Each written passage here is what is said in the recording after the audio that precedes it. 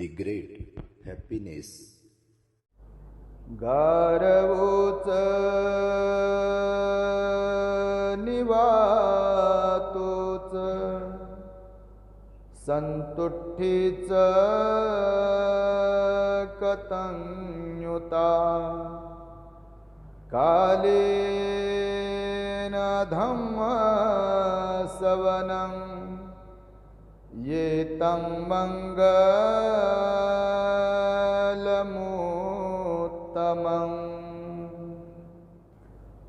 संपूर्ण जगाला ज्यांनी सुख, शांती, मानवता तथा दुःख मुक्तीचा आर्य संदेश दिला, असे ते दुःख मुक्तीचे मार्गदाता, दुःखमुक्त महामानव, महान कारुणिक तथागत भगवान सम्यक संबुद्ध, तथागतांनी आपल्या शुद्ध प्रज्ञेतून निर्मिलेला सद्धम्म आणि त्याच सद्धम्माचा गेली 2500 वर्षांपासून सातत्याने अहोरात्र प्रचार आणि प्रसार करणारा पूजनीय भिक्खू संघ, ज्यांच्या महान आणि असीम त्याग प्रभावामुळे आपल्याला जो हा अनमोल असा बुद्ध धम्म लाभला आणि ज्यांच्यामुळे आपल्याला हे एवढे मोठे वैभव प्राप्त झाले, असे महान युग प्रवर्तक, भारतीय राज्यघटनेचे प्रमुख शिल्पकार, परमपूज्य बोधिसत्व डॉक्टर बाबासाहेब आंबेडकर आणि सर्वच परिवर्तनवादी संत महापुरुषांच्या महान अशा विचारांना स्मरून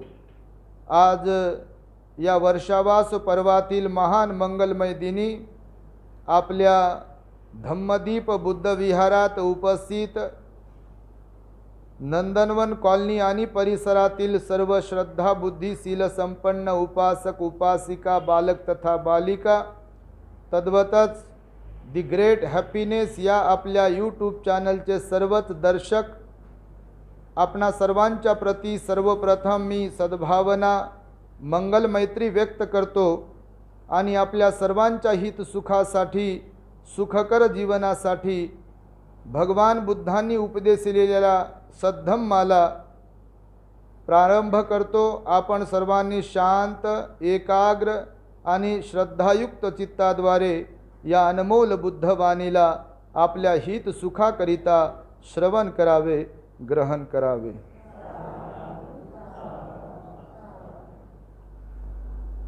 तथागत भगवान बुद्ध श्रावस्ती येथील जेतवन विहारात राहत होते आणि त्या ठिकाणी राहत असताना भगवंतांनी 38 प्रकारचे मंगल महामंगल सुत्ताच्या माध्यमातून सांगितलेली आहेत. एकंदरीत सुखकर जीवन जगण्याचा मार्ग या सुत्तातून भगवंतांनी उपदेशित केलेला आहे. आपण क्रमशः एक एक मंगल पाहत आहोत. तर आज आपण या महामंगल सुत्तातील 17वा भाग अर्थात कतन्युता, भगवान म्हणाले गारवोच निवातोच संतुष्टीच, नंतर कतन्युता आणि नंतर कालेन धम्म सवनं एतं मंगलमुत्तम. वेगवेगळे शब्द आहेत आणि त्या वेगवेगळ्या शब्दांचे वैशिष्ट्यपूर्ण असे अर्थ आहेत, जे की आपल्याला इन्स्पायर करतात, प्रेरित करतात तशा प्रकारचं वर्तणूक ठेवण्यासाठी. म्हणून आजचा जो शब्द आहे कतन्युता, कतन्युता, कतन्युता म्हणजे कृतज्ञता, आभार, धन्यवाद, थँक्यू, शुक्रिया, हे जे शब्द वापरतो तर याच्याशी संबंधित आहे कतन्युता, कृतज्ञता. कृतज्ञतेचा अपोजिट शब्द आहे कृतघ्नता. 2 प्रकारचा स्वभाव असतो. एक तर कृतज्ञ असतो आपण, नाहीतर कृतघ्न असतो. कृतज्ञ आणि कृतघ्न, अहसान फरामोश ज्यांना म्हणतात ते कृतघ्न आणि ज्यांना उपकारक म्हणतात त्यांना कृतज्ञ म्हटलेला आहे. खरं तर हा शब्द छोटासाच आहे, पण मानवी जीवनामध्ये याचं स्थान हे अत्यंत महत्त्वपूर्ण आहे. मनुष्याने सदैव आनंदित राहण्यासाठी, खुश राहण्यासाठी, प्रसन्न राहण्यासाठी, जसं म्हणतो आपण की दुसऱ्याच्या सुखात सुख मानलं पाहिजे किंवा प्रत्येकाच्या सुखदुःखामध्ये सहभागी झालो पाहिजे, हे जे शब्दप्रयोग आपण करत असतो ना, तर प्रत्येकाच्या सुखदुःखात सहभागी होण्यासाठी किंवा दुसऱ्याच्या सुखात सुख मानण्यासाठी जर काय आवश्यक असेल, आपल्यामध्ये जर कोणता गुण आवश्यक असेल, तर तो गुण म्हणजे आपल्यामध्ये कृतज्ञता असावी लागते. तर दुसरे आनंदी झाले तर आपणही आनंदी होऊ शकतो, दुसरे खुश झाले तर आपण खुश होऊ शकतो, दुसऱ्याचं चांगलं झालं तर आपण पण खुश होऊ शकतो, आनंदी होऊ शकतो. तेव्हाच जेव्हा आपल्या मनामध्ये कृतज्ञता भाव असतो, कृतज्ञतेचा भाव असतो, हा भाव जर आपल्या मनात नसेल तर आपण स्वतः आनंदी राहू शकत नाही आणि दुसऱ्यानेही आनंदी राहिलेला आपल्याला सहन होत नाही. सहन न होणारे लय माणसं असतात. आपलं चांगलं झालं नाही तर दुसऱ्याचंही चांगलं होऊ नये असा भाव ठेवणारे भरपूर लोक असतात. खरं तर भगवान बुद्ध म्हणाले की 2 प्रकारचे लोक दुर्लभ असतात या जगात. 2 प्रकारचा मनुष्य भेटणे हे दुर्लभ आहे. कोणता कोणता? तर भगवान म्हणाले निस्वार्थ आणि निरपेक्ष भावनेतून परोपकार करणारा व्यक्ती. रिपीट करतोय, महत्वाचं आहे, हे जीवनाचं अंग आहे. निस्वार्थ आणि निरपेक्ष भावनेतून सतत कायम परोपकार करणारी व्यक्ती आणि दुसरी व्यक्ती सदैव कृतज्ञ राहणारी व्यक्ती. भगवान म्हणाले 2 प्रकारची माणसे मिळणं दुर्लभ आहे, दुर्मिळ आहे, कठीण आहे. आता मी जे सांगितले ते आपण त्यापैकी कोणत्या प्रकारात मोडतो हा ज्याचा त्याचा वैयक्तिक विषय आहे. कारण मी कसा आहे मला जेवढं माहिती आहे तेवढं तुम्हाला थोडी माहिती आहे, आणि तुम्ही कसे आहात हे तुमच्याशिवाय दुसऱ्याला थोडी माहिती आहे. भगवान बुद्ध म्हणतात म्हणून हे 2 प्रकारचे लोक मिळणं अत्यंत दुर्लभ आहे. आपण कृतज्ञ असायला पाहिजे. मनुष्य प्राणी आहोत, जीवन हे क्षणभंगूर आहे, आपलं मरणधर्मी आहोत, आपण कायम इथे थोडी राहणारे आहोत. म्हणून आपल्यावर ज्यांनी उपकार केलेले असतात, मग उपकार म्हणजे आपल्याला 1 लाखभर रुपये दिले म्हणजेच उपकारवाले लोक नाही, नाही तर कोणीतरी काहीतरी फार मोठं दिले त्यांचेच उपकार, आणि कोण रस्ता दाखवलाय त्याचे उपकार नाही, असा विषय नाही आहे. आपण वाट चुकलो आहे आणि आपल्याला कोणीतरी सांगितलं की इकडे नका जाऊ, रस्ता इकडे चाललाय, तुम्हाला जिकडे जायचं तिकडे, त्याचे पण आपल्यावरती उपकार आहेत. त्यांच्या प्रती सुद्धा आपण कृतज्ञता मानली पाहिजे, त्यांचे आभार मानले पाहिजे, धन्यवाद मानले पाहिजे. आपण कधी कधी म्हणतो बघा, आपला कोणी जीव वाचवला वगैरे तर देवासारखे धावून आले, ते जर नसते तर आपलं नुकसान झालं असतं किंवा वगैरे वगैरे. आणि म्हणून भगवान बुद्ध म्हणाले की प्रत्येक व्यक्तीचं आपल्या जीवनामध्ये योगदान असते, प्रत्येक व्यक्तीचं. हालाकी आपण ग्राह्य धरून चालत असतो म्हणून आपल्याला काही वाटत नाही. 99% लोक ग्राह्य धरून चालतात इतरांना. ग्राह्य कसे धरतात? तर मायबाप आहेत तर मायबाप आहेत बा आपले, भाऊ आहे तर भाऊ आहे बा आपलं, तो काही करत असेल, मायबाप काही करत असेल, बहीण काही करत असेल, बायको काही करत असेल, नवरा काही करत असेल, पोरं काही करत असतील, मायबाप काही करत असतील, तर लोकांनी ग्राह्य धरल्यामुळे डोक्यामध्ये इकडे ग्राह्य धरलेलं असते की बस यांचं कामच आहे आपल्याला ते करणं. बघा तुम्ही क्षणभर विचार करून बघा या बाबतीमध्ये. आपण ग्राह्य धरलेलं असते, मग काय झालं म्हणतो आपण सहज, किंवा ते त्यांचं कर्तव्यच आहे, किंवा त्यांनी केलं तर काय फरक पडते, असं आपण विचारात अशा आविर्भावामध्ये राहतो आणि तिथेच आपण चुकतो. आपल्यामध्ये ग्रॅटिट्यूड नसतो, कृतज्ञता नसते, आणि म्हणून तो स्वभाव आपला बनत बनत जातो आणि आपण कुणाच्याही उपकाराला, अहसानाला न चुकवता मनामध्ये अशाच विचारात राहतो की ते त्यांचं कामच आहे. हालाकी या निसर्गामध्ये असे कितीतरी जीव सत्व आहेत. हा निसर्ग आहे एवढा मोठा की जो आपल्याला जिवंत ठेवतो. ऑक्सिजन देतो हा निसर्ग, कधीतरी आपण थँक्यू म्हटलेला आहे का? विचार करा बरं तुम्ही. कधीतरी निसर्गाला, पिंपळाच्या झाडाला थँक्यू म्हटलेलं आहे का? 24 तास पिंपळाचं झाड 24 तास ऑक्सिजन देते. एका माणसाला ॲडमिट केलं हॉस्पिटलमध्ये, ऑक्सिजन लावावा लागला त्याला. कृत्रिम ऑक्सिजन लावतात ना हॉस्पिटलमध्ये, मोठमोठ्या टांक्या असतात, त्याच्या टाक्या असतात ऑक्सिजनच्या. माणूस समजदार होता, सुज्ञ होता, त्यानं बिल पाहिलं डिस्चार्ज घेताना, आणि बिलावरती लिहिलं होतं ऑक्सिजनचं बिल 5,500 रुपये. तर त्याला एक जणाने विचारलं, बा बिल कमी वगैरे करायचं का?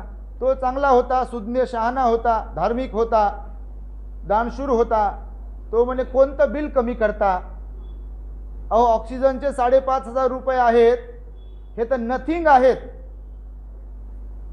जेव्हापासून जन्मलो तेव्हापासून आतापर्यंत तर कितीतरी हजाराचा, लाखाचा ऑक्सिजन फुकट निसर्गाने आपल्याला दिलाय. हे 5,500चं काय घेऊन बसता? बघा तुम्ही, विचार करा, निसर्गाचे किती उपकार आहेत आपल्यावर. जिथे जाल तिथे ऑक्सिजन सोबतच. आपल्या मशीन, मोठीच्या मोठी मशीन लावली निसर्गाने.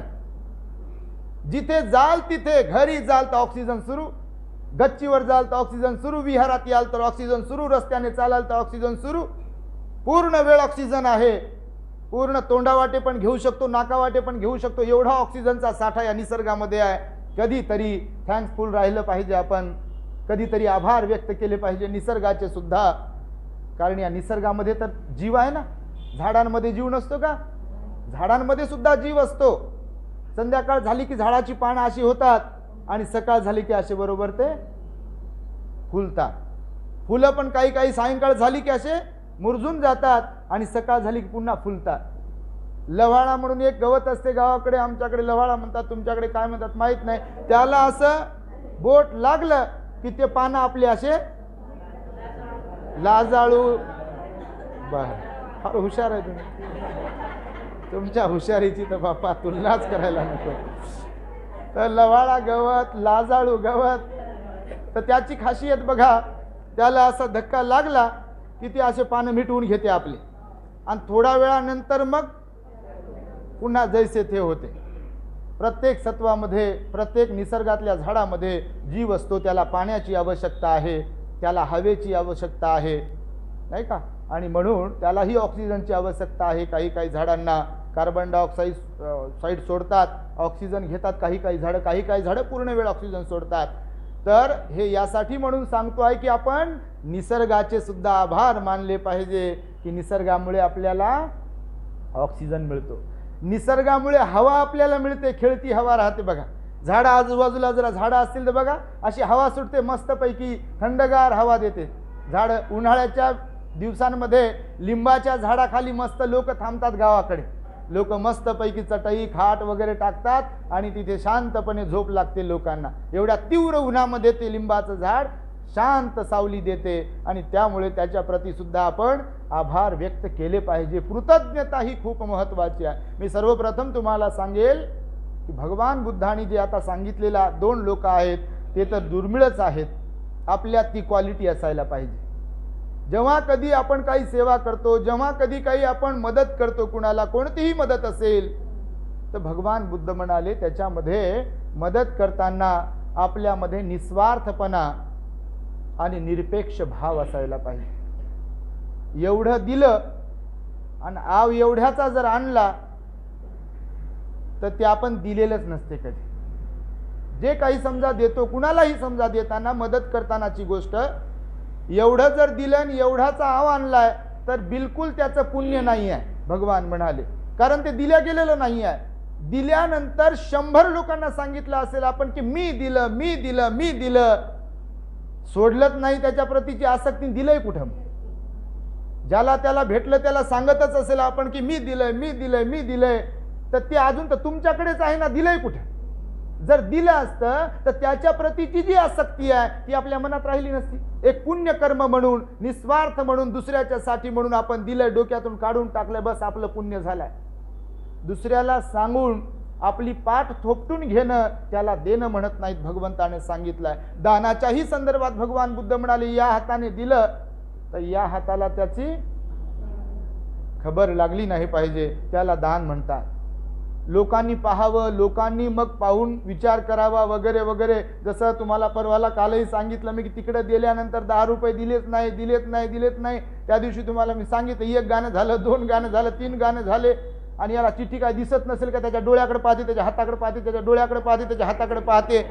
कधी सांगते, कधी दिलेत तर 10 रुपये दिलेत, पण सांगते कधी सांगितलं नाही की 1 गाणं झालं की जाते, ते नाव घ्या ना थोडंसं, नाही तर पोराला पाठवते, ती चिठ्ठी पाहणं जराशी. त्याला वैताग येते, 10 रुपये दिले हे 10 वेळेस सांगते की सांगितलं का नाही. तर ते अशा प्रकारचा जो भाव असतो, भगवान बुद्ध म्हणाले तो देण्याचा भाव नसतो. आणि त्यामुळे निस्वार्थ आणि निरपेक्ष, कोणतीही अपेक्षा न ठेवता, कोणताही स्वार्थ न ठेवता, मोबदल्याची भावना न ठेवता जे जे म्हणून काही आपण देत असतो त्याला दान म्हटलेलं आहे. भगवंतांनी उगीतच शब्द थोडी वापरला की दानं ददंतु श्रद्धाय, दान हे श्रद्धेनं दिल्या गेलं पाहिजे. मोबदल्याचा भाव जर त्याच्या पाठीमागे असेल, शाबासकीचा भाव जर त्याच्या पाठीमागे असेल तर त्याला दान म्हटलेलं नाही आहे. किंवा कोणतीही मदत आपण तशा प्रकारे केली तर त्याला काही अर्थ उरत नाही. म्हणून तर भगवान म्हणाले की 2 प्रकारचे लोक हे दुर्लभ असतात. म्हणून त्या काळातल्या ज्या लोकांनी बघा विहार दान दिले, भगवंताला जे जे म्हणून काही दान दिलं, कोणत्याही विहारावर कशावर स्वतःचं नाव ठेवलेलं नाही आहे. माहिती आहे तुम्हाला ही गोष्ट. कृतज्ञता, भगवंताच्या प्रती श्रद्धा होती, देण्याचा भाव होता, आणि भगवंताच्या मनातही सर्वांच्या प्रती कृतज्ञता होती. म्हणून तर हे 2 प्रकारचे लोक भगवंताने सांगितलेले आहेत की परोपकाराची भावना निस्वार्थपणे आणि निरपेक्षपणे हा एक व्यक्ती, आणि दुसरा व्यक्ती की जो कृतज्ञ राहतो, सर्वांच्या प्रती कृतज्ञ, थँक्यू म्हणणे, प्रत्येकाला थँक्यू म्हणणे. थोडं जरी काही केलं तर ठीक आहे थँक्यू, त्यांच्या प्रती आभार आहेत. भगवान तर असंही सांगतात कधी कधी की त्यांचेही आभार माना की ज्यांनी आपल्याला ठेच पोहोचवली. कारण त्यांनी ठेच पोहोचवल्यामुळे आपली लायकी आपल्याला समजली की गड्या कुठेतरी चुकतोय. कोणीतरी आपल्याला लक्षात तर आणून द्यायला पाहिजे, नाहीतर आपण हुकुमशहासारखे वागतो, आपणच बरोबर आहोत. ज्यानं चूक समजून सांगितली आपल्याला की चूक झाली आहे तर ते आपले कल्याण मित्र आहेत असं समजल्या गेलं पाहिजे. आणि त्यामुळे ह्या 2 गोष्टींना लक्षात ठेवा तुम्ही.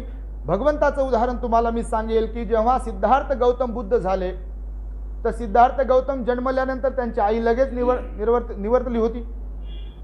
सिद्धार्थ गौतम बुद्ध होतात आणि बुद्ध झाल्यानंतर कृतज्ञता कशाला म्हणतात बघा. भगवान बुद्ध असं म्हणतात, बौद्ध साहित्यात उल्लेख आहे, कोशंबीला असताना कोसंबीवरून भगवान बुद्ध तुसित देवलोकामध्ये जातात की जिथे त्यांची आई मरणोत्तर गती प्राप्त केलेली असते त्यांच्या आईने, आणि तिथे जाऊन त्यांना मुक्तीचा मार्गाचा उपदेश करतात म्हणतात भगवान बुद्ध. ही आईच्या प्रती असलेली कृतज्ञता आहे. का तर भगवान बुद्ध म्हणाले आई वडील श्रेष्ठ आहे, ही कृतज्ञता. आई वडिलांना धर्म मार्गामध्ये आणणं ही पण कृतज्ञता आहे. आई वडील चुकत असतील त्यांना माफ करणं ही पण कृतज्ञता आहे. त्यामुळे कृतज्ञता भाव भगवंताकडून सुद्धा आपण शिकलो पाहिजे की आईला उपदेश देण्यासाठी तुसित देवलोकात जातात आणि तिथे जाऊन मुक्तीचा मार्ग आपल्या आईला सांगतात. एक उदाहरण आहे सर्वात मोठं. कृतज्ञता कशाला म्हणतात ते आपण अपकारक राहू नये, कृतज्ञ राहू नये. अनंत उपकार असतात त्या लोकांच्या आपल्यावरती की जे आपल्या फॅमिलीतले असतात. बुद्ध धम्म संघाचे अनंत उपकार आहेत, गुरूंचे अनंत उपकार असतात. धम्मदान देतात, ते आपल्याला जीवन जगण्याचा मार्ग सांगतात. आपल्या लोकांचा जर विचार केला, या देशातल्या लोकांचा विचार केला तर बाबासाहेबांचे बोधिसत्वाचे अनंत उपकार आहेत. त्यांच्या प्रती सुद्धा आपण कृतज्ञ राहिलो पाहिजे. अनंत उपकार त्या महापित्याचे की या लोकांना जीवनाचं दान दिलं आहे, ऐशोआरामाचं जीवन आपण जगतो आहे त्यांच्यामुळे.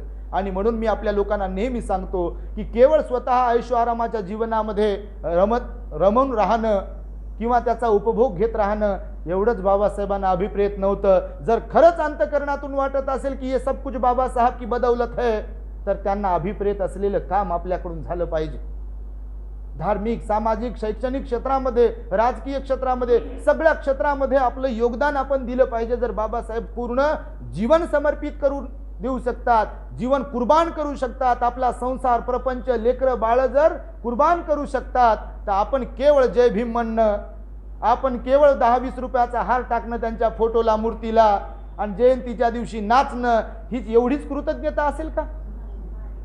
ज्यांनी अनंत उपकार केले आपल्यावरती, आपण त्यांच्यासाठी तर कोणीच काही करू शकत नाही, पण त्यांच्या प्रति कृतज्ञता व्यक्त करण्यासाठी त्यांना जे आपल्याकडून अभिप्रेत आहे ते कार्य आपल्याकडून, आपल्या परिवाराकडून झालं पाहिजे. ती खरी कृतज्ञता आहे. बाबासाहेब म्हणाले तुम्ही पंचशील पालन केलं पाहिजे, तर पंचशील पालन केलं गेलं पाहिजे. बाबासाहेब म्हणाले तुम्ही किमान आठवड्यातून एक दिवस रविवारी विहारात गेलं पाहिजे, तर विहारात गेलो पाहिजे परिवारासह. बाबासाहेब म्हणाले कमाईचा 20वा हिस्सा धम्म कार्यासाठी तुम्ही दान दिला पाहिजे, तर तुम्ही दान दिला पाहिजे. ही खरी कृतज्ञता आहे. आणि म्हणून मी नेहमी आपल्या लोकांना सांगतो, कधी कधी काही लोकांना वेगळं वाटत असेल, परंतु केवळ जय भीम म्हणणं पुरेसं नाही आहे बाबासाहेबांच्या उपकारांची जाणीव ठेवण्यासाठी. जय भीम तर महत्वाचाच आहे, पण केवळ जय भीम म्हणत राहणं आणि कोणतंच योगदान न देणं बाबासाहेबांच्या मिशनला हे कोणतंही शहाणपणाचं लक्षण नाही आहे. आणि म्हणून जे जे महापुरुष ज्या ज्या अनुयायांना वाटते की हे माझे महापुरुष आहे, तर त्यांचं नाव घेऊन फक्त कृतज्ञता व्यक्त करू शकत नाही, तर त्यांना जे अभिप्रेत आहे आपल्याकडून ते कार्य आपल्याकडून झालं पाहिजे, तर ती खरी कृतज्ञता आहे. म्हणून भगवंताकडून हा गुण शिकलो पाहिजे आपण. आईला त्यांनी तुसित देवलोकात जाऊन उपदेश केला. दुसरी एक घटना भगवंताच्या संदर्भामध्ये मी आपणास सांगेल की यशोधरा भद्दा कच्चाना, भिक्खुणी झाल्यानंतर यशोधरा मातेचं नाव भद्दा कच्चाना होतं. आणि जेव्हा भिक्षुणी झाल्या, 500 स्त्रिया होत्या ना, मागे सांगितलं मी, भिक्षुणी झाल्या वैशालीला येऊन भगवंताकडून, त्याच्यामध्ये नेतृत्व करणारी महाप्रजापती गौतमी होती, आई सिद्धार्थ गौतमाची, आणि यशोधरा पण होती. तर मग ह्या भिक्खुणी झाल्या. भिक्खुणी झाल्यानंतर ह्या ध्यान मार्गामध्ये रममान होऊन सील मार्ग स्वीकारून ध्यानाच्या पायऱ्या चढून पुढे पुढे पुढे पुढे जाऊन श्रोतापन्न सकृतागामी अनागामीने अर्हत बनल्या. माता यशोधरा महाथेरी बनलेली होती. 78 वर्षांचं वय होतं त्यांचं. माता यशोधरा ज्या होत्या सिद्धार्थ गौतम बोधिसत्वाच्या पत्नी असलेल्या, त्या 78 वर्ष जगल्या. आणि जेव्हा 78 वर्षांच्या झाल्या तेव्हा एक दिवस भगवंताकडे येतात आणि भगवंताला अभिवादन करतात, प्रदक्षिणा घालतात आणि भगवंताला म्हणतात, भगवान मी यासाठी म्हणून आपल्याकडे आली आहे. आता या संपूर्ण जीवनामध्ये 80 वर्षाच्या या कालावधीमध्ये, किंवा आपल्याकडे जेव्हापासून मी सिद्धार्थ गौतमाची पत्नी म्हणून जोपर्यंत होते त्या दरम्यान, किंवा इथे भगवंताची पुत्री म्हणून, भिक्खुणी झाल्यावर तर पुत्री झाली. बघा तुम्ही, भगवान म्हणजे पिता होते ना, बुद्ध पिता होते, सर्वांचे पिता होते भगवान बुद्ध. तर भगवंताला म्हणते की भगवान इथे आपली पुत्री बनून जोपर्यंत राहिले आपल्या सहवासामध्ये, आपण जे ज्ञानामृत मला पाजलं, एवढा अनमोल धम्म मला दिला, जो मुक्तीचा मार्ग आपल्यामुळे मला प्राप्त झाला, या इथल्या सहवासाच्या दरम्यान देखील माझ्याकडून जो कोणता कधी काही अपराध घडला असेल तर त्याबद्दल क्षमा मागण्यासाठी मी आलेली आहे. तुम्ही ते मनाचं मोठेपण बघा, काय ते मनाचं मोठेपण असेल, काय ती कृतज्ञता असेल. हो, अर्हत झालेली एक महिला, 78 वर्ष वय असलेली ती महिला भगवंताकडे येते आणि मोठ्या मनाने येते, माफी मागण्यासाठी येते, क्षमा मागण्यासाठी येते. हालाकी समर्पणाचं दुसरं नाव, त्यागाचं दुसरं नाव, सहनशीलतेचं दुसरं नाव म्हणजे माता यशोधरा आहे. अतुलनीय सहनशीलता. एखादी राजकुमारी असलेली, एखाद्या राजकुमाराची पत्नी असलेली ती, अत्यंत सुंदर राहुलाची आई असलेली, आपल्या पतीला शाक्य आणि कोलियांबरोबर युद्ध सदृश्य परिस्थिती निर्माण झाल्या कारणाने दंड म्हणून जी शिक्षा दिल्या गेली होती, तर परवानगी देते, मी तुमच्या ठिकाणी असते तर हाच निर्णय घेतला असता आणि म्हणून माझी परवानगी आहे. आणि त्यानंतर सिद्धार्थ गौतम गृहत्याग करतात. हे माहिती आहे आपल्याला. ती यशोधरा की जिने सिद्धार्थ गौतमाने गृहत्याग केल्यावर ज्या ज्या गोष्टींचा त्याग केला त्या त्या सगळ्या गोष्टींचा त्याग केला. 78 वर्षांची असताना, महाथेरी झालेली असताना आणि विशेष म्हणजे अर्हत झालेली असताना, दुःखमुक्त झालेली असताना, तिन्ही प्रकारच्या तृष्णा नष्ट केलेली अवस्था प्राप्त झालेली असताना, निर्वाणाची अवस्था प्राप्त केलेली असताना भगवंताकडे येते, गुडघ्यावरती बसते, अभिवादन करते, भगवंताला प्रदक्षिणा घालते आणि म्हणते, भगवान माझ्याकडून जर काही अपराध घडला असेल, माझ्या बोलण्यामुळे, माझ्या शारीरिक वर्तनामुळे आणि माझ्या मनाच्या कोणत्या भावनेमुळे जर आपल्याला कधी काही त्रास झाला असेल, काही पीडा झाली असेल माझ्यामुळे, तर आपण मला क्षमा करा. आपले अनंत उपकार आहेत माझ्यावरती. मी सौभाग्यवान आहे, मी भाग्यवान आहे, नसीबवान आहे. महान पुण्य असावं माझं की आपण मला भेटलात, पूर्वाश्रमीमध्ये जीवनसाथी म्हणून आणि आता एक पिता म्हणून. आणि आज रात्रीला मी परिनिर्वाणाला प्राप्त होणार आहे, देह सोडणार आहे, म्हणून मी आपल्याकडे क्षमा मागण्यासाठी आलेली आहे. तर हे मी यासाठी सांगतो आहे की तो कृतज्ञतेचा भाव होता माता यशोधरेच्या मनामध्ये, आणि म्हणून तर क्षमा मागण्यासाठी येते. इथं तर लाथ लागली तर म्हणतात मग काय झालं लागली, म्हणतात की नाही लोक, काही जरी झालं मग काय झालं आणि काय फरक झालं का तसं काही. मग त्यांना म्हणावं, सांडलं असतं ना, सांडलं का, अरे ते खराब झालं असतं ना, झालं का खराब. आता गाडी चालवताना गाडी जळून गेली, एक जण म्हणे गाडी नेत बाईकवर चालले होते, अरे लागलं असतं ना म्हणे मला. लागलं का म्हणे तुला, ते डोळे फाडून दे, लागलं का तुला, लागलं नाही तर चुप बस म्हणे, बोलू नको पुढं काय. हे कृतज्ञपणा आहे. हा कृतज्ञता त्याला म्हणतात की जिथे उपकारांची जाणीव आहे, जिथे आभार व्यक्त केल्या जाते. हे तुम्ही साधुकार पण जे देता ना, मी काल सांगितलं तुम्हाला, ही पण कृतज्ञता आहे.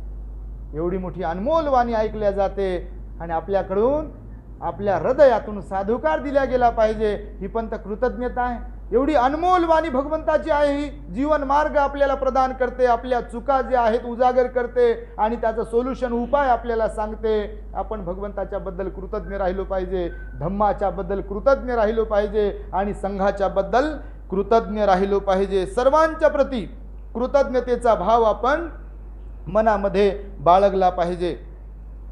भगवंताने सांगितलेलं आहे की कृतज्ञता म्हणजे एक प्रकारे तर पुण्य आहे आणि कृतज्ञता हे एक प्रकारे पाप आहे. कृतज्ञता काय आहे, पुण्य आहे, कारण मनाशी संबंधित आहे ना, चित्ताचं कर्म तयार होते ना.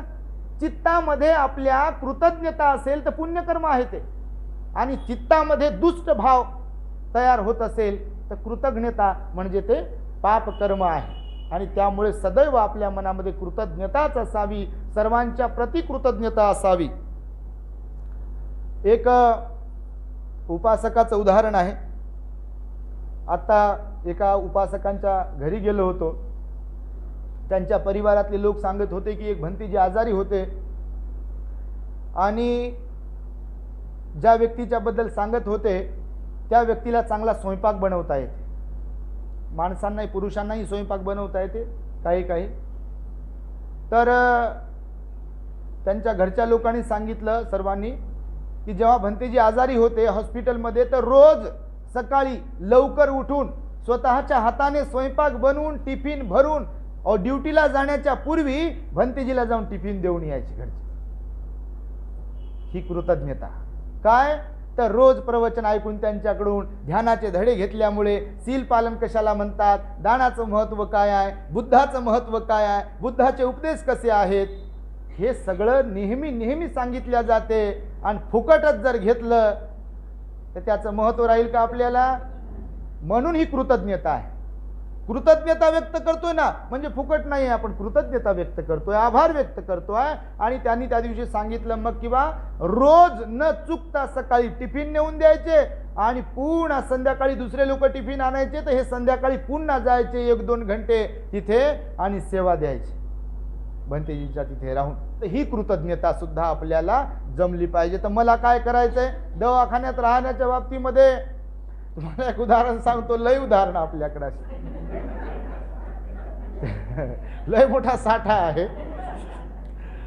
चालू उदाहरणं जास्त आहे आपल्याकडे. एका ठिकाणी 4 पोरं एका माणसाला, 2-3 पोरी,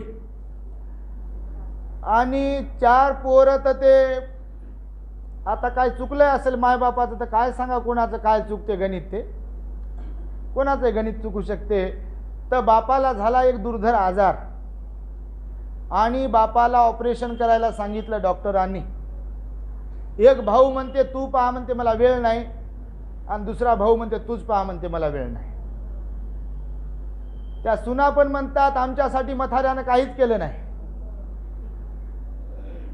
या औरंगाबादमध्ये मी पाहिलं, काय माहित कुठून कुठून लोक आले, मथारी आमची घरी नाही म्हणते माणूस.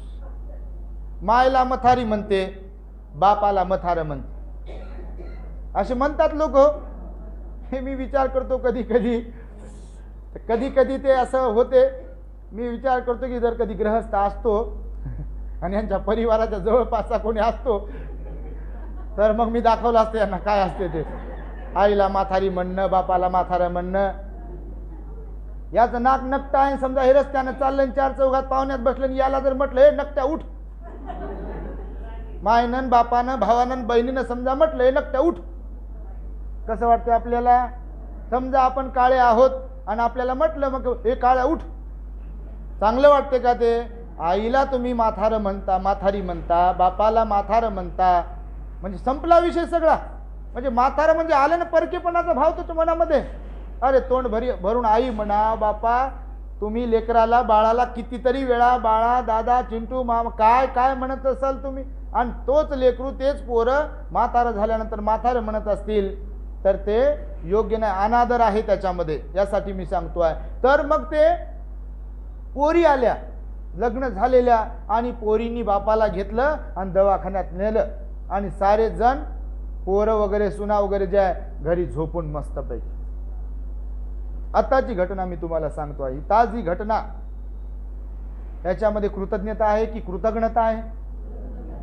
भलेही बाप बरोबर नसेल वागला, समजा एक उदाहरण असेल, भलेही माय बरोबर वागली नसेल, चुकत असेल, चुकली असेल, फडफड करत असेल, टोकत असेल, बोलत असेल, म्हातारपणामध्ये स्वभाव तसा बनतोच. आता हे म्हाताऱ्या लोकांकडून आपल्याला पाहायला मिळते. आपण तरुण असतो तर आपल्याला वाटतं की आपण कसे तसे नाही, हे कसे तसे आहेत. तर म्हातारपणामध्ये बॅलन्स हुकतेच कोणाचं पण, बोलताना पण बॅलन्स हुकते, चालताना पण बॅलन्स हुकते ना. ज्यांना वाटत नाही त्यांनी थोडासा धीर धराव, म्हणजे कळते मग पुढे गाडी, आपलं स्टेशन पुढे आहे, पुढचं स्टेशन आपलंच असते. तर मग हे मी विचार केला या गोष्टीवरून की लोक किती कृतज्ञ आहेत. आई वडिलांच्या बाबतीत सुद्धा लोक कृतज्ञ आहेत, भावाच्या बाबतीत, बहिणीच्या बाबतीत, पत्नीच्या बाबतीत, पतीच्या बाबतीत सुद्धा लोक कृतज्ञ आहेत. आणि त्यामुळे काही लोक कृतज्ञ असतात आणि काही लोक कृतज्ञ असतात. तुमच्या माहितीसाठी सांगेल, आम्ही तिकडे N11 मध्ये हडकोला राहतो कधी मधी.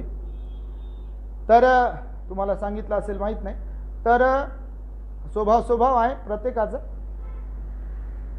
तिकडचा मिक्स एरिया आहे हडकोचा आपल्या, आणि आजूबाजूला इतर लोक आहेत, आपलेच लोक नाहीत विहाराचे. मग सगळ्यांसोबत चांगले संबंध आहेत आपले, सगळ्यांसोबत. इतर समाजाचे लोक सुद्धा, कोणी वंदामी भंतेजी म्हणते तर कोणी जय भीम भंतेजी म्हणते. रस्त्याने जाताना, बाहेर पडताना, विहाराकडे येताना दुश्मनकी वगैरे कोणाबरोबर नाही आपली. हा स्वतःहून कोणी दुश्मन मानत असेल तर ती गोष्ट वेगळी, पण आपलं तसं काही दुश्मन कोणीच नाही. इतरही लोकांशी चांगले संबंध आहे. तर एकदा एक जैन माणूस, त्याच्याकडे स्कूटर होतं, त्याचे 2-3 मुलं, त्या तिन्ही मुलांचे शॉप आहेत. आमच्या तिकडे पण शॉप आहे हडकोला, TV सेंटरकडे एक शॉप आहे, बीड बायपासला एक शॉप आहे पोराचं. मोठे श्रीमंत जैन लोक श्रीमंत असतात. तर ते बाबा पण कलेक्टर ऑफिसला कुठेतरी नोकरीला होते, कुठल्या तरी ऑफिसमध्ये, आणि रिटायर्ड झाले. भरपूर वर्ष झाले त्याला रिटायर्ड होऊन. आता ते वयस्कर आहेत जरा. तर त्या शॉपवर फेऱ्या मारत राहतात ते दुकानावर. तर आपल्या विहाराच्या बाजूनं रस्ता आहे. जैन लोक धार्मिक असतात, त्यांच्या त्यांच्या पद्धतीने धार्मिक असतात. तुम्ही जैनांची धार्मिकता कधी पाहिली असेल तर पहा. तर आम्ही तेव्हा येत होतो कॉलेजला, मिलिंद कॉलेजला बाईकवरती, आणि हे इकडनं रिटर्न हडकोला चालले होते. तर तो आपला रंगीन दरवाजा जो आहे गेस्ट हाऊसच्या तिथचा पॉईंट, गेस्ट हाऊसमध्ये आपण एंट्री करतो तिथचा पॉईंट. तर हे स्कूटरवर तिकडे चालले ना, आम्ही तिकडनं कॉलेजकडे येत होतो. तर एक रिक्षावाला आला, हे चालले होते असे, तर रिक्षानं त्यांना उडवलं, आणि उडवलं तर जागेवर ते असे पडले, त्यांना डोक्याला मार लागला, रक्त वाहत होतं. मग लोक जमले, तर मग आम्ही पण गाडी तिकडे लावली आणि आलो या साईडला. कोण काय झालं तर ते नावाप्रमाणे थोडीफार करुणा असेल अशी त्यामुळे तर करुणा जागली ना आलो. कधी कधी करुणा जागते कोणाकोणाच्या मनात. मग गेलो तिथे, पाहिलं तर ते रक्त वाहत होतं आणि ते माणूस असं तडफड तडफड करत होतं ते. आणि पाहिलं तर मी ते ओळखीचा माणूस, नेहमी येताना असे हात जोडायचे, ते नेहमीची भेट गाठतात विहाराच्या समोरून. तर पाहिल्याबरोबर मग एका रिक्षाला थांबवलं, त्या रिक्षामध्ये टाकलं आणि घाटीला त्यांच्या पाठीमागं गाडी. तर त्यांच्या मुलाचा नंबर माझ्याकडे होता, मोबाईलचा रिचार्ज करण्यासाठी जायचो. फार वर्षांपूर्वीची गोष्ट आहे, फार वर्ष म्हणजे जवळपास मला तर वाटते 10 वर्ष झाले असतील या घटनेला. तर मग त्या मुलाला फोन केला मी, बरं झालं नंबर होता माझ्याकडे. त्याला फोन केला आणि त्याला म्हटलं पप्पा का ऐसा ऐसा हो गया और घाटी में जा रहे तुम तुरंत आ जाओ. तर त्याने लगेच घाटी गाठली. मग प्रथम उपचार घाटीमध्ये केले. नंतर मग ते पैसे वगैरे वाले आहेत तर मग ते मोठ्या हॉस्पिटलमध्ये गेले. काही दिवस ते बाबा कोमात होते वाटतं, बहुतेक भरपूर दिवस. आणि कोमातून जेव्हा बाहेर पडले तर त्यांना उचलेपर्यंत होश होता. त्यांनी पाहिलं माझ्याकडे उचलताना, आणि त्यांना मग पाहिल्यानंतर लक्षात राहते ना माझ्या. नंतर मग ते बेहोश झाले असतील. ऑटोमध्ये टाकल्यानंतर हॉस्पिटलला गेल्यानंतर त्यांच्या लक्षात राहिला चेहरा माझा, आणि मला ओळखत पण होते पर्सनली. तर जेव्हा कोमातून बाहेर आले तेव्हा तब्येत थोडीशी सुधारली. तर त्यांनी लगेच विचारलं भंतीजी कहाँ पर है, त्यांच्या पोराला. तर ते पोरांची आमची ओळख होती. भंतीजी कहाँ पर है, तो मैंने क्यों क्या हुआ, उन्होंने मुझे बचाया, उनकी वजह से मैं अब जिंदा हूँ, उनको मिलना है. तर ते परिवारातले लोक म्हटले जब तबीयत ठीक हो जाएगी तो उनको मिलने के लिए हम दर्शन लेने के लिए जाएंगे. जेव्हा तब्येत बरी झाली ना, तर तेव्हापासून आतापर्यंत तुम्ही कधी गेलात तर तिकडे विचारा, ते जेव्हा जेव्हा त्यांच्या दुकानाकडे जातील पोराच्या विहाराजवळून, तेव्हा तेव्हा फिरून विहाराकडे येणार. मी असो नसो, मी असो का भंतीजी असो, ते भेटणार भंतीजींना आणि माझी आठवण काढणार. मी असलो येणार, माझ्या पायावरती हात ठेवणार आणि धन्यवाद म्हणत राहणार. तर हे उदाहरण यासाठी सांगतो की अशी कृतज्ञता माणसांमध्ये असावी. कोण कधी कोणत्या रूपाने आपल्या कामाला येईल हे सांगता येत नाही. म्हणून या निसर्गातला प्रत्येक व्यक्ती आपल्यावरती उपकार करत असतो, आणि म्हणून त्यांच्यासाठी आपण थँकफुल राहिलं पाहिजे. आपल्या मनामध्ये ग्रॅटिट्यूड ठेवला पाहिजे, प्रत्येकाच्या प्रती ग्रॅटिट्यूड ठेवला पाहिजे.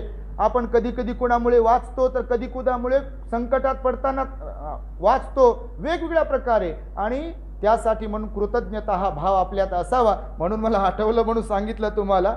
कधी कधी लोक बघा शोक सभेचे कार्यक्रम करतात, शोक सभेचे कार्यक्रम करतात. बऱ्याच लोकांना मी सांगतो कधी कधी की शोक सभेचे कार्यक्रम, शोक सभा कशी होऊ शकते, शोक सभा कशी होऊ शकते. आणि त्या शोक सभेत एवढा वेळ लोक लावतात, आणि असे लोक आलेले असतात, साहेब फार चांगले होते बघा, आमचे फार जवळचे संबंध होते, आणि अशा अशा प्रकारे झालं, तशा तशा प्रकारे झालं.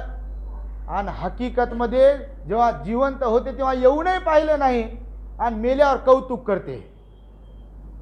मेल्यावर कौतुक करण्यापेक्षा जिवंत असताना तोंडावर माघारी कौतुक केलं पाहिजे. ती कृतज्ञता आहे. मेल्यावर काय कृतज्ञता करता, मेल्यावर बुंदीचे लाडू म्हण, मायबाप मेले 13वीला 10व्याला, काय तर मायला बुंदी आवडत होती. जिथं गेलो तिथं जलदान विधीला बुंदी, मायला बुंदी आवडत होती म्हणा, बाबाला बुंदी आवडत होती. अरे हो, त्यांना जेव्हा आवडत होती तेव्हा त्यांना का नाही खाऊ घातली. त्यांना म्हणे खाऊ नको खाऊ नको खाऊ नको, शुगर वाढेल तुझा, खाऊ नको शुगर वाढेल तुझा. आणि आता म्हणते लयच आवडत होती म्हणते खीर, आणि खीर ठेवून देतो म्हणते ते त्या मसनवट्यामध्ये, स्मशानभूमीमध्ये. ही पद्धती आहे आपल्याकडे. मेल्यावर काय करता कृतज्ञतेला? त्या जिवंत असताना माणसांना जरा गोड बोला, चांगलं बोला, मधुर वाणी वापरा, प्रेम द्या एकमेकांना, प्रेम करा एकमेकांवर, एकमेकांच्या प्रती जिव्हाळ्याचे संबंध ठेवा. कोणाचा इथे काही भरोसा नाही आहे, कोण कधी जाईल, म्हणून सर्वांशी प्रेमाने वागा, कृतज्ञतेने वागा, विनम्रतेने वागा. हीच तर बुद्धाची शिकवण आहे. आणि त्यामुळे भगवान बुद्धांनी सांगितलं आहे. म्हणून मी नेहमी सांगतो की कृतज्ञता ही जिवंतपणामध्ये पाळली गेली पाहिजे. आपण आईवडिलांचे तर उपकार मानलेच पाहिजे, गुरुचे उपकार मानले पाहिजे, बुद्धाचे उपकार मानले पाहिजे, धम्माचे उपकार मानले पाहिजे, संघाचे उपकार मानले पाहिजे, सैनिकांचे उपकार मानले पाहिजे. सैनिक समजते तुम्हाला? सैनिक कुणाला नाही समजत. सैनिकांचे उपकार मानले पाहिजे. सैनिकांच्या मुळे आपण सुरक्षित आहोत. त्यांची पण आठवण केली पाहिजे आपण की ते तिथे लढत असल्यामुळे, बंदूक हातामध्ये घेऊन संरक्षण करत असल्यामुळे आपण सुरक्षित आहोत. तर सैनिकांचे आभार माना, पोलिसांचे आभार मानले पाहिजे. तुमच्या शहराला, तुमच्या गावाला, तुमच्या तालुक्याला, तुमच्या देशाला संरक्षण देण्याचं काम करतात पोलीस. गुन्हेगारी प्रवृत्ती संपवण्यासाठी, कमी करण्यासाठी रात्रंदिवस झटतात पोलीस. त्यांचे पण प्रति कृतज्ञता व्यक्त केली पाहिजे. डॉक्टरांच्या प्रति कृतज्ञता व्यक्त केली पाहिजे. डॉक्टर पण तर वाचवतात. फक्त पैसे दिले म्हणजे त्यांना विषय संपला का?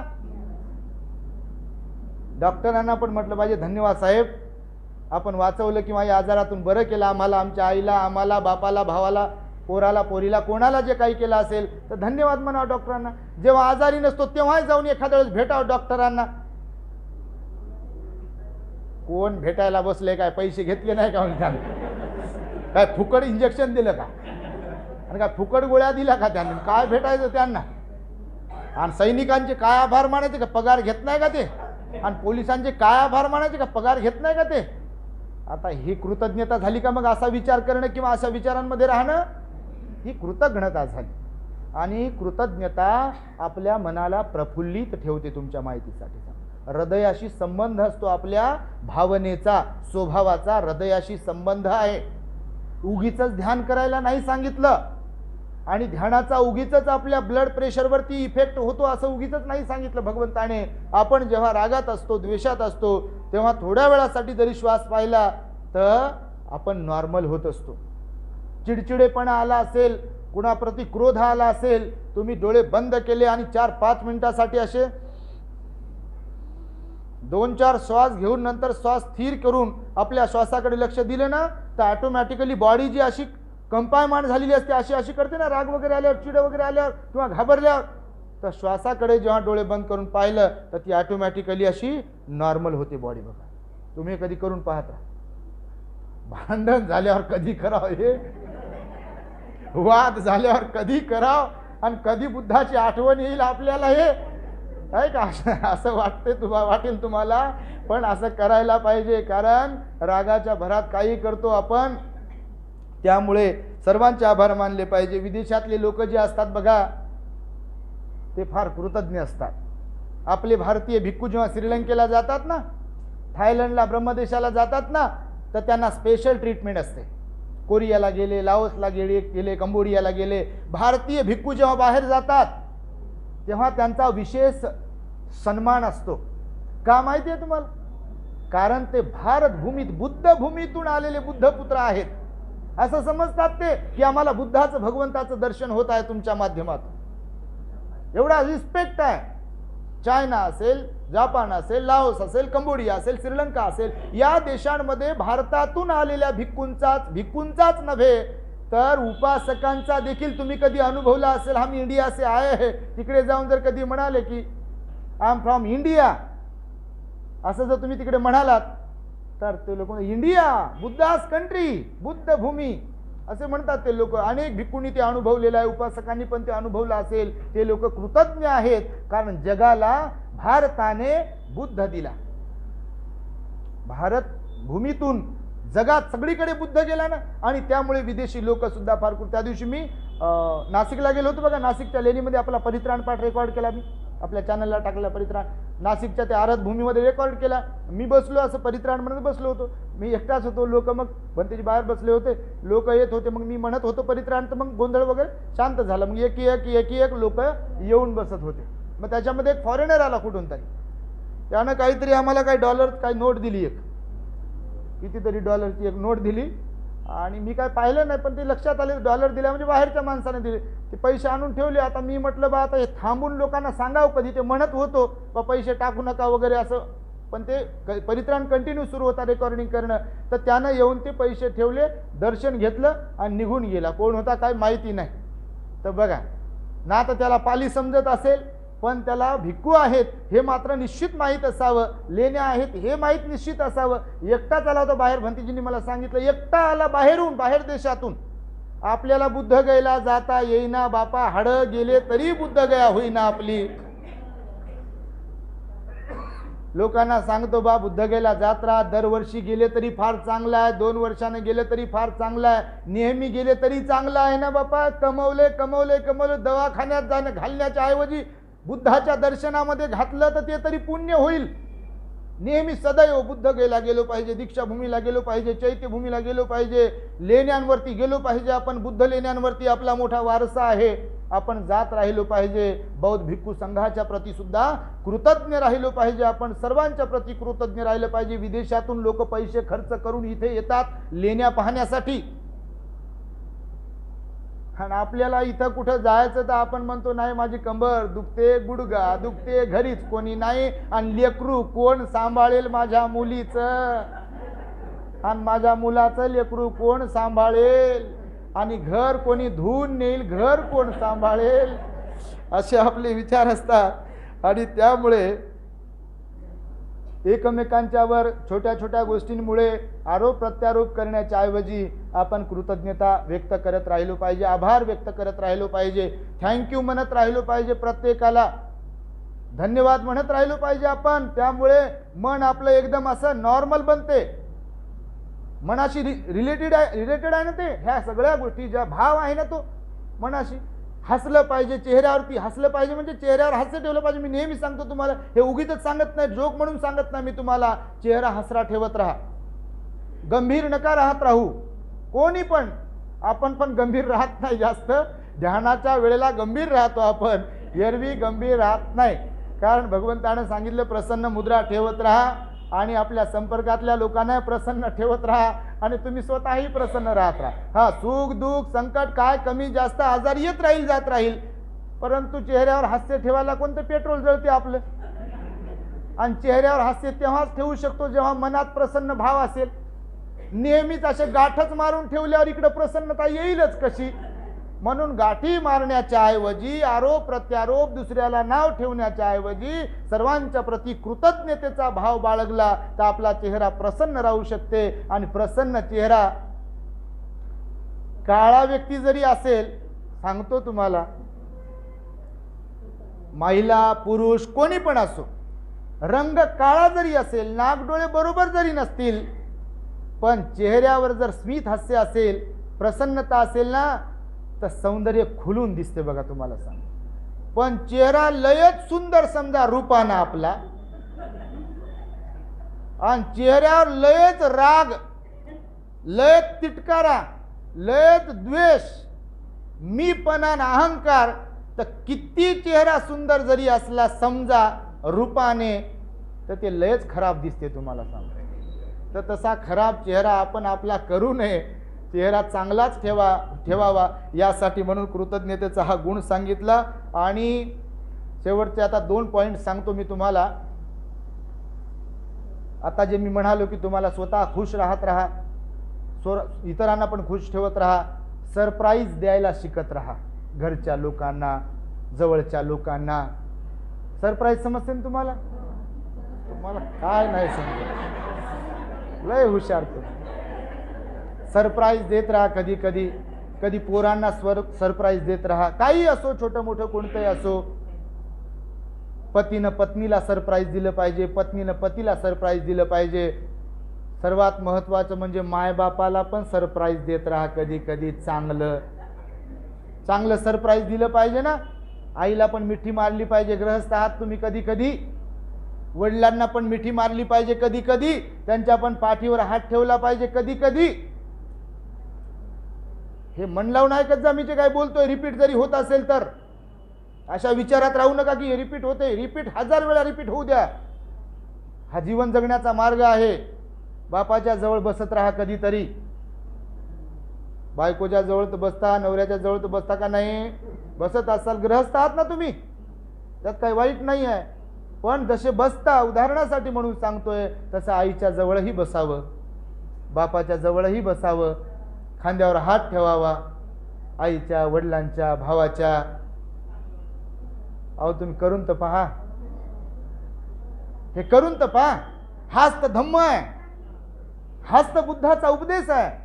कोणी गरीब आहे, कोणी मोलकरीण आहे, तुमच्या घरची बाई, पोरगा, पोरगी कोणी असेल, थोडं चांगलं बोलून तर पहा, थोडी शाबासकी देऊन तर पहा, थोडे आभार मानून तर पहा. अहो लय भारी वाटते तुम्हाला सांगतो त्या लोकांना. कारण प्रत्येकाला इथे आपली गरज आहे. तुम्ही गृहस्थ आहात, घरातल्या प्रत्येकांना आपली गरज आहे. म्हणून मी मगाशी म्हणालो प्रारंभी की आपण ग्राह्य धरत असतो म्हणून आपल्याला किंमत वाटत नाही. डोक्यात ग्राह्य धरून ठेवलेलं आहे आपण, तर ते ग्राह्य धरून ठेवलेला जो भाव आहे तो सोडला पाहिजे आपण आणि कृतज्ञ राहिलो पाहिजे. म्हणून मी तुम्हाला सांगतोय, सरप्राईज देत राहा आपल्या माणसांना, जवळच्या माणसांना, ज्यांचे आपल्यावरती उपकार आहेत, छोटे मोठे कोणतेही असो, जे आपल्याला मदत करतात, जे आपल्याला सहाय्यक बनतात, त्यांना सरप्राईज देत राहा. कधी कधी फूल देत राहा कुणाला, कधी एखादी भेट देत राहा. कुणाला काही आवडत असेल, जे काही आवडते ते देत राहा. काही लागत नाही बघा हे देण्यासाठी. ते देताना आणि दिल्यावर जो मनाचा भाव असतो ना एकमेकांच्या प्रती, मात्र उच्च लेवल निर्माण होत असते, मैत्रीची, प्रेमाची, जिव्हाळ्याची. म्हणून सरप्राईज देत राहा. आणि आता शेवटी एक छोटीशी स्टोरी, एक दृष्टांत सांगतो तुम्हाला. बोर होत नाही ना कोणी? नाही तर बापा आमची कॅसेट सुरू आणि त्या घोंगडीवाल्या माणसासारखं व्हायचं. घोंगडीवाला माहिती आहे तुम्हाला? कीर्तनकार बुवा घोंगडीवर उभं राहून कीर्तन करते. सारे लोक उठून जातात. रात्र होते. यानं संध्याकाळी 7ला कीर्तन सुरू केलं. रात्रीचे 12 वाजले, 1 वाजला. हे काय संपवना. एक माणूस उठून गेलं. समोरचं एकच जण बसून राहिलं आणि हे त्याच्याकडे पाहून तावातावानं कीर्तन करू लागलं. याला वाटलं बा बाकीच्या कोणाला आवडलं नाही, ते गेले, पण याला लय आवडलं हे एकटंच बसून. मग हे बोलू वैतागलं. हे लिमिट आहे ना बोलण्याची पण. तर हे थांबून त्याला विचारलं की सारे लोक उठून गेले, म्हणे बा तुम्हाला लय आवडलेलं दिसते कीर्तन. ते म्हणे महाराज असं काही समजू नका, मी यासाठी बसून आहे, तुम्ही ज्या घोंगडीवर उभं राहून कीर्तन करू लागले ती घोंगडी तेवढी माझी मला भेटली, मी निघतो. तर असं होऊ नये यामुळे मी तुम्हाला सांगितलं. तुम्हाला हसवण्याचा काही विषय नाही आहे, पण तुमच्या चेहऱ्यावरून मला दिसते बा तुम्ही प्रफुल्लित आहात, प्रसन्न आहात, आनंदी आहात. आणि म्हणून हे डोक्यात येते कुठून कुठून काय काय. तर शेवटचा दृष्टांत सांगतो एक, त्या कृतज्ञतेला धरून आहे, त्याच्यामुळे दृष्टांत फार आवडतात. काल एका पुण्यातून फोन आला, भीमा कोरेगावच्या जवळून एका आपल्या उपासकाचा मुलाचा. भंतेजी म्हणे तुमचे मानावं तेवढे उपकार कमी आहेत. मी म्हटलं का बरं? तुमचे प्रवचन आमच्या फॅमिलीमध्ये आम्ही ऐकतो म्हणे टीव्हीवर लावून. आमची आई देवदेव करत होती म्हणे लय वर्षापासून. तिला सांगू वैतागलो म्हणे बा मी हे करू नको, बाबासाहेबांना 22 प्रतिज्ञा दिल्यात, काय काय केले काय काय नाही. तर ती ऐकायला तयार नव्हती. पण आता जेव्हापासून आम्ही फॅमिलीसह तुमचं प्रवचन ऐकतो, तर आत्ता मागच्या उपोषताच्या वेळेला ती आई म्हणाली की बा मला पण उपोषत करायचं आहे. आणि तिनं उपोषत सुरू केलं. आणि आता काल फोन केला आणि त्यानं सांगितलं 2-3 दिवसापूर्वी तिकडं कोणती नदी आहे म्हणा जवळपास, तर घरात देव्हाऱ्यामध्ये जेवढे काही ते कचरा होता तर सारा कचरा नेऊन नदीमध्ये सोडून दिला म्हणे.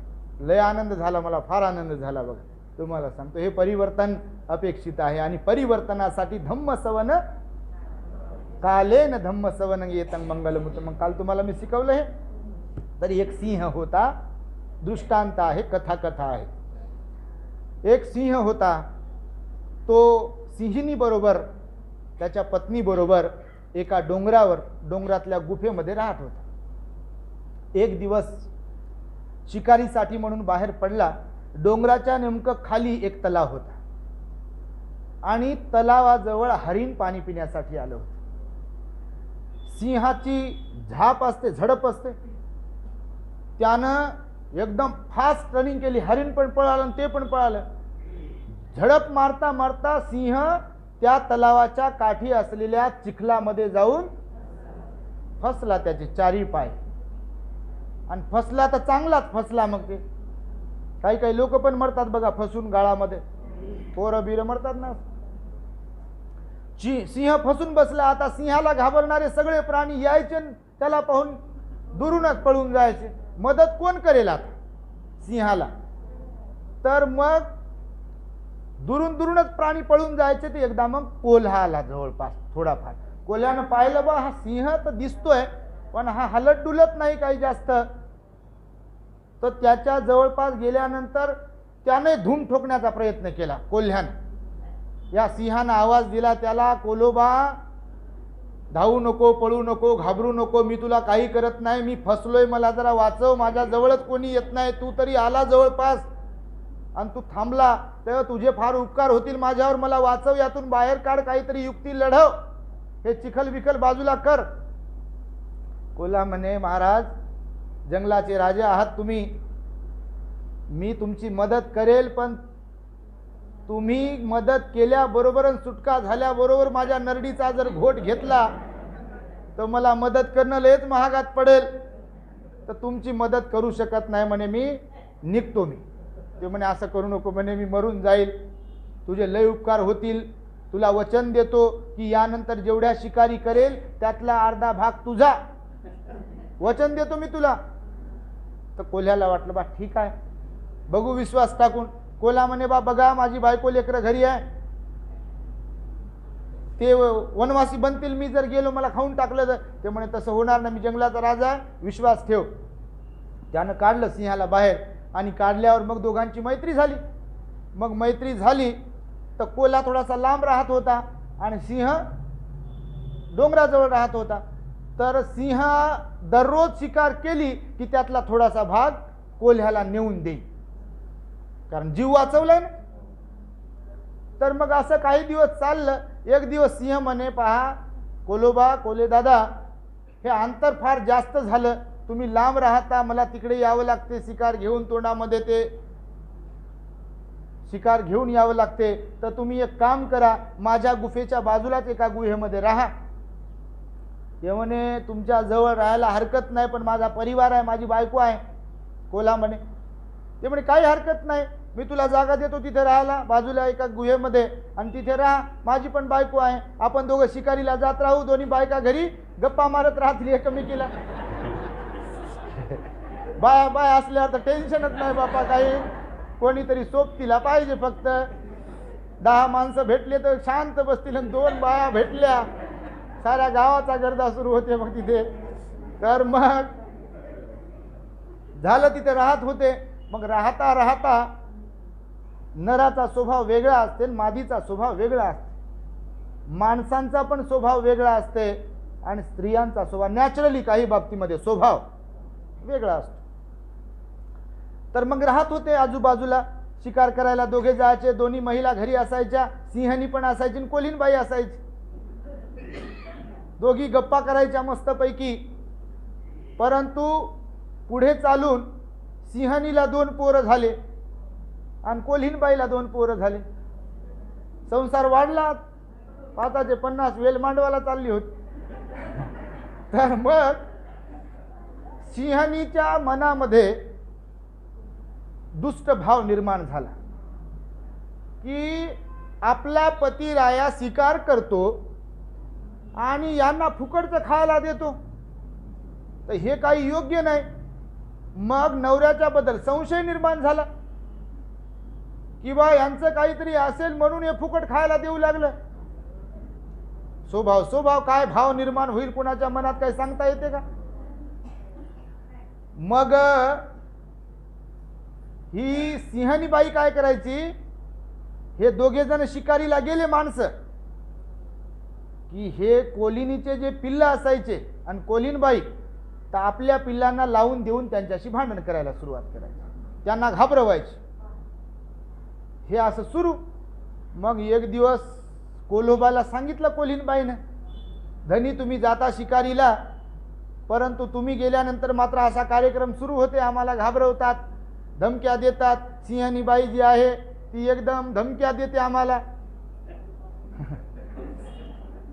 आणि मग कोल्होबा म्हणे एक दिवस सिंहाला, महाराज जर आम्हाला इथं राहू द्यायचं नसेल, तुमच्या मनात तसं असेल तर सरळ सरळ सांगा, बाया माणसांना कशाला लावून देता? तुमच्या बरोबर असं कधी घडत असेल? बाईला लावून देतात. काही लोक बा आपल्याला बोलता येत नाही, बाईला लावून दिलं की विषय संपला, मला काहीच माहित नाही म्हणतात लोक. आणि बघ सिंहाला माहित नव्हतं खरंच. सिंह म्हणे काय झालं?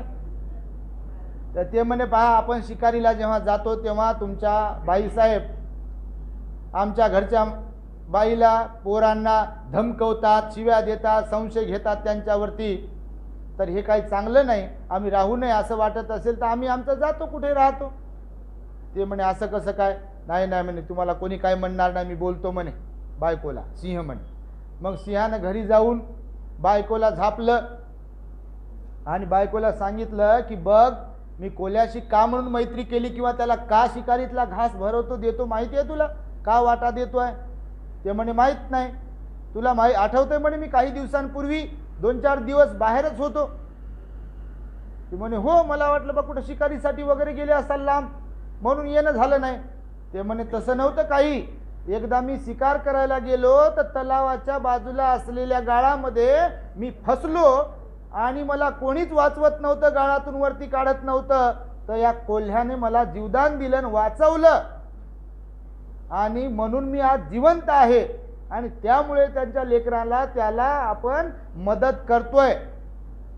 सिंहनीच्या डोक्यामध्ये नंतर मग ट्यूब पेटली आणि तिनं त्या सगळ्यांना माफी मागितली, बा हे काही मला माहीत नव्हतं, मला माफ करा, तुमचेच आमच्यावरती उपकार आहेत. आणि मग सिंहनी पण जीव लावत होती, काय काय आणलं ते देत होती.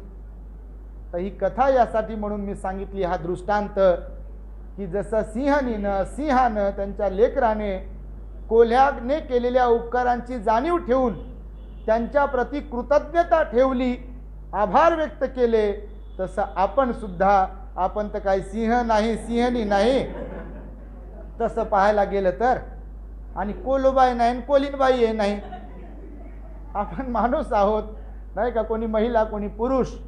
तर जर सिंहाला समजू शकते, कोल्ह्याला समजू शकते, सिंहीनबाईला समजू शकते, कोलीनबाईला समजू शकते, तर आपल्यालाही समजावं म्हणून हा खटाटोप केलेला आहे. कृतज्ञता सांगण्याचा हेतू हाच होता की सर्वांबरोबर ग्रॅटिट्यूड ठेवा, सर्वांबरोबर कृतज्ञता ठेवा, असा मनात भाव बाळगत राहू नका की माझ्यावर कोणी काही उपकार केलेच नाही. असंख्य लोकांनी उपकार केलेले आहेत आणि या ॲटिट्यूडमध्ये जीवन जगू नका की कोणी उपकार केले नाही.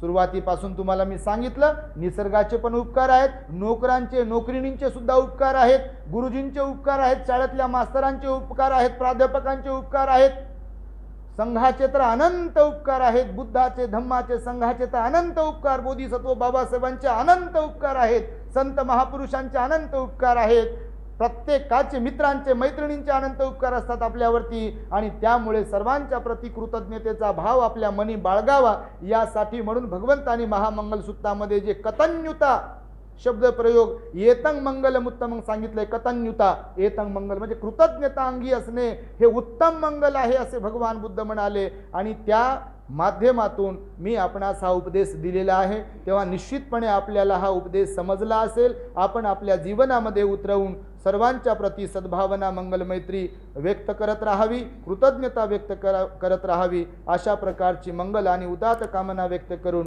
मी या ठिकाणी माझ्या शब्दांना पूर्णविराम देतो. भवतु सर्वमङ्गलं रक्षन्तु सर्वदेवता सर्वबुद्धानुभावेन सदा सुखी भवन्तु ते। भवतु सर्वमङ्गलं रक्षन्तु सर्वदेवता सर्वधर्मानुभावेन